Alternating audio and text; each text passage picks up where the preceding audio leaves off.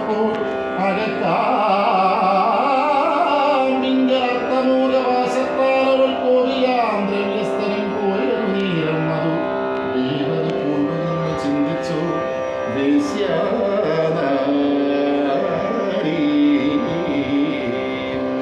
ശുഷ്കവക്രയായി പല വചനം ചൊല്ലിയിനാൽ ദുഷ്കൃതം അഹോ കഷ്ടം എന്നുടെ മോഹൻ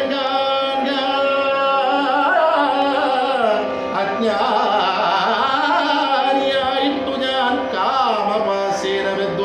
സുജ്ഞാന സ്വരൂപനായി നഷ്ടദിത്താനന്ദനായി ഹൃദയസ്ഥനായി രതിപ്രദനം ത്യജിച്ചു ഞാൻ മതത്താൽ ശോകമോഹപ്രദമായിരിക്കുന്ന തുച്ഛമോഹത്തെ ഇച്ഛിച്ചതിനെ ത്യജിക്കുന്നത് അച്യുതപാദ ഭക്തിയില്ലായതെന്ന ദൂരം അതുമല്ല ഇക കഷ്ടം ആത്മാവ് പരിതമിച്ചു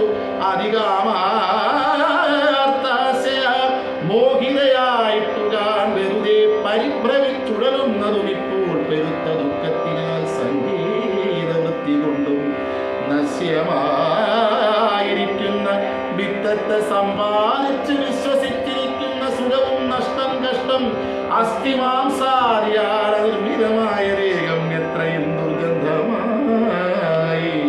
നഗരവും മഞ്ഞളോടും നവദ്വാരേണ മലമൂത്ര പാത്രമായ ഒരു വപസ്സും നിത്യമല്ലാത്തതിനാലിക ഞാനും മൂഢതിയായിട്ടിപ്പോൾ ജനകരാജ്യത്തിങ്കലാടൽ പൂണ്ടുടരുന്നു മായാവൈഭവത്തിനാൽ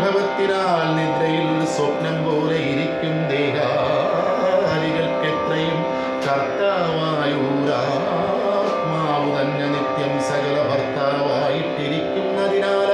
സകലമാത്മാവിനാൽ രമിക്കുന്നതു ഞാനും അതിനാൽ എന്റെ ഭർത്താവായത് പരമാത്മാ മതിയില്ലായതുണ്ടെന്നുടനെ നിത്ര